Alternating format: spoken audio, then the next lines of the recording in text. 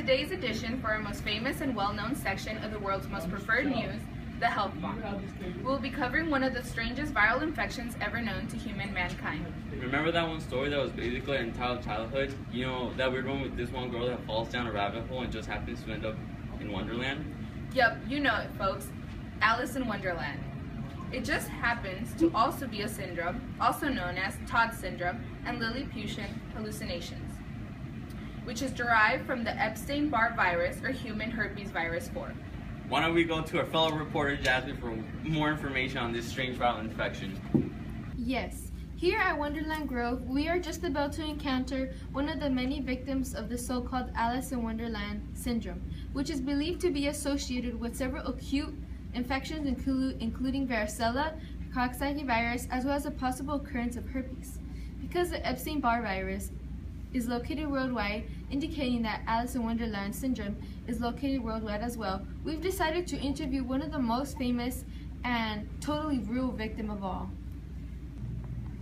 Hello there. A pleasure to meet you. Care for a cup of tea? Alice, what are you doing in there? The voice.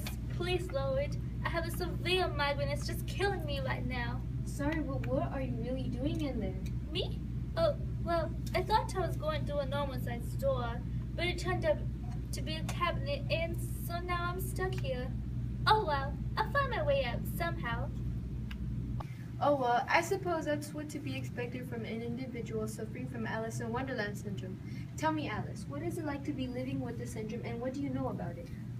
Well, ever since I returned from my trip to Wonderland, I've been experiencing severe migraines, and things seem to be a bit disproportionate.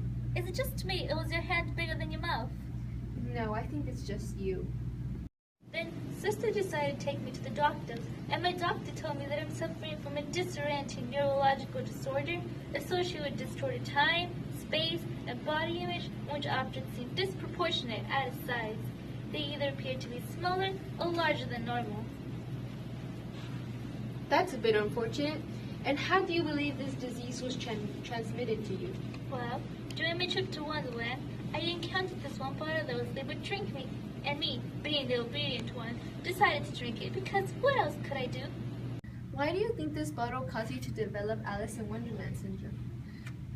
Does your drink contain any harmful substances? I think it might have been associated with direct contact to contaminated saliva from an individual with herpes, or it could have been a rabbit, or a caterpillar, or a flower.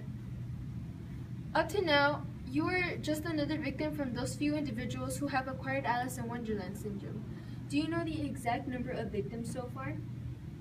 Up to now, besides me, there are only 169 cases that have been reported. Only about 10 to 20% of the population report symptoms of Alice in Wonderland syndrome. And do you know what this virus looks like?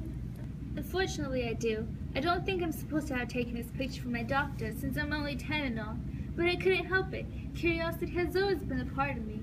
But this is what's currently affecting me. A virus that comes from the human herpes virus 4 class. It consists of a double-stranded DNA genome encased within the capsid protein cage, which is wrapped in a lipid bilayer called the envelope. So tell me one last thing. What is it like to live with this disorienting syndrome? It's not that bad, just a bit Wonderlandish. It's similar to having the same side effects as after the consumption of drugs, causing me to experience very unusual symptoms. But it's okay. It's supposed to fade away as age progresses. Thank you so much, Alice, for taking your time to responding to this interview and for sharing your story with us. I sincerely hope you do feel better and that you find your way out of this door. Talking about doors, why don't we transfer over to our medical scientist who lives right next door. Why, hello there. I wasn't really expecting company. What's this? Cameras? Am I famous? Nope. Exactly, but who wouldn't want to be co-workers with Kim Kardashian? But you are the medical scientist, and we were wondering if you could provide us with more facts about the Epstein-Barr virus, which leads to the development of Alice in Wonderland syndrome. Well, I was already getting my hopes up. I suppose I could tell you a few things. What do you want to know? As you may know, the Alice in Wonderland syndrome is very unusual, and many people have never heard of it before. Would you be willing to tell us how the virus causes damage to the human body? Well, the human herpes virus, also known as Epstein-Barr virus, is the causing agent of the Alice in Wonderland syndrome. As shown here, the virus targets the temporal, parietal, and occipital lobe of the brain and is potentially dangerous, for it can lead to the development of cerebral atrophy or multiple sclerosis. The shrinkage of the brain tissue sounds very intense. Does this virus have a form of reproduction? As a matter of fact, it does, just like all other viruses. This particular virus can reproduce through both the lytic and the lysogenic cycle, depending on the capability of the host cell's immune system. If the host cell cannot inhibit replication of viral DNA, the virus will switch off to the lytic cycle, in which the host cell dies. However, this one mostly reproduces through the lysogenic cycle, explaining its behavior. It exists dormant in the vast majority of people, only flaring up occasionally. In the lysogenic cycle, the virus enters the host cell and releases its genome, forcing the host cell to produce proteins and nucleic acids to form new viruses, infecting the cell but allowing it to survive. That's a lot of information at once. I heard that there's no effective treatment or medication available for Alice in Wonderland syndrome, and that prevention methods only include avoidance of contact to contaminated body fluids. What other treatment plans can you tell me about? Well, although no effective treatment is available at the moment, there are a few therapies that are currently being studied. They revolve around the process of immunotherapy and include migraine medications to treat severe migraines associated with Alice in Wonderland syndrome. They cause constriction of blood vessels and bring about a general interruption in the chain of chemical events that lead to a migraine. Use of interferon alpha, which mobilizes the body's immune system to fight more effectively, enabling communication between the various cells of the immune system.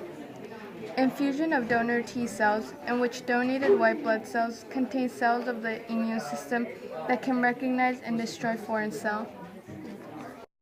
However, not much information is known about the working process of these therapies due to low number of occurrences, but we certainly do have high expectations for these possible treatments. Interesting. Well, thank you very much for taking time to respond to our questions.